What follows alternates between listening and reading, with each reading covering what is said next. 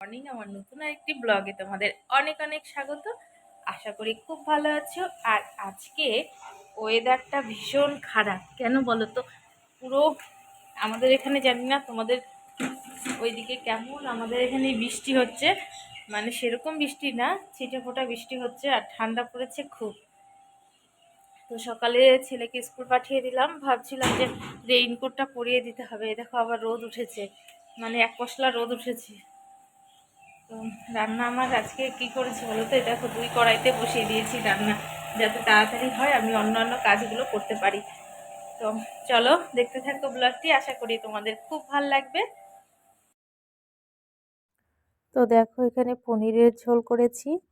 অনেকটা পনির ছিল, আর 2 দিন আগের অনেকটা পনির এনেছে, সেটাও দিয়ে দিয়েছিলাম, কিছুটা রেখেছিলাম পালং পনির করার। ছাদে এসেছি, দেখো ওয়েদারটা এত খারাপ, এখন 10টা বাজে, একদম মেঘলা আকাশ দেখো। আর আমাদের লঙ্কা গাছগুলো দেখবে কত সুন্দর হয়েছে। দাঁড়া দেখাচ্ছি ব্যাক ক্যামেরায়।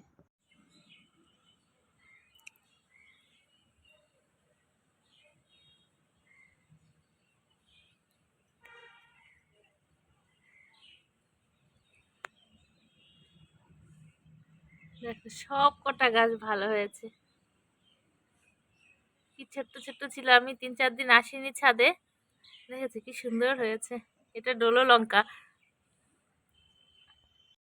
তো রান্নাবাড়ি কমপ্লিট করে ঘরটর ঝাড়টা দিয়ে এই যে আমার সোনা মাকে নিয়ে এখন খেলছি। তো ওকে খাইয়ে দিলাম, খাইয়ে দিয়ে ওকে তেল টেল মেখে দিলাম। পাপা, এই যে পাপা। ওয়েদারটা আজকে এত বাজে না, মনে হচ্ছে এই বৃষ্টি নামবে বোধহয়। আর ঠান্ডা এই শীতের দিনে বৃষ্টির মানে কি বাজে একটা অবস্থা, তাই না বলো?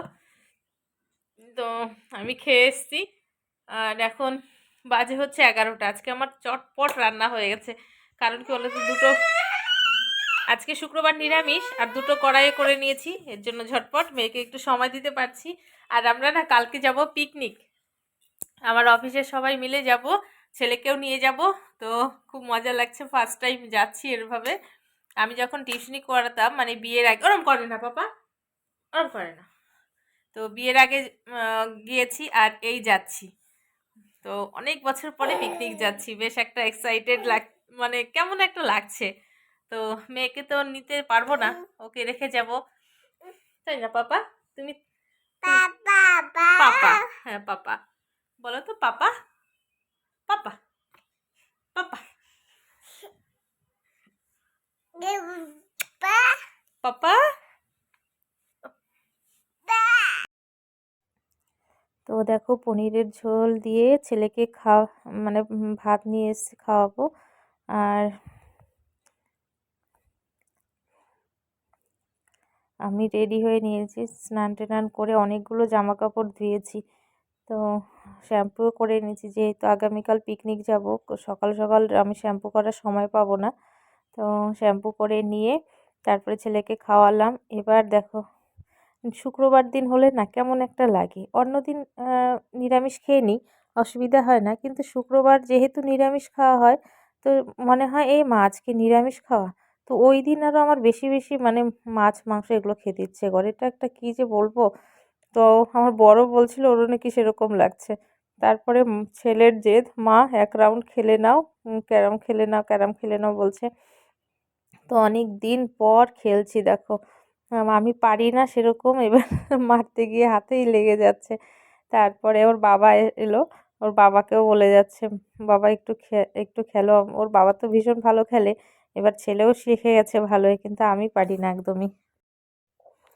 তো দেখো আমার বরমাসায় খেলতে লেগে গেছে, কিন্তু ওরা দুজনই সব গুটি ওই কি বলে ওটা, কোর্টের মধ্যে দিয়ে দিচ্ছে, আমি আর পারছি না একটাতেও।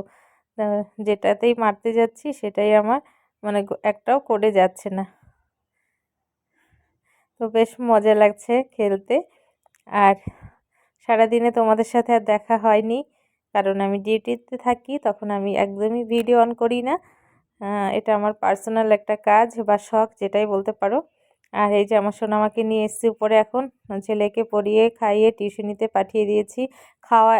খাওয়াইনি, কারণ ভুলে গেছি জানো। তারপরে আমি গিয়ে দুধ হরলিক্সটা গুলে নিয়ে ওর কাছে গিয়ে খাইয়ে দিয়ে এসেছি ওর ম্যামের বাড়িতে।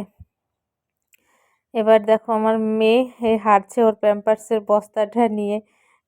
নিচে একটু নামিয়ে দিয়েছি বিছানাটা ঝাড়ার জন্য। তো সব জামা কাপড় টেনে টেনে বের করেছে, আর এই যে হাঁটতে পারে না কিন্তু ওটা নিয়ে হাঁটবে। দেখো পাকা বুড়ির কি অবস্থা।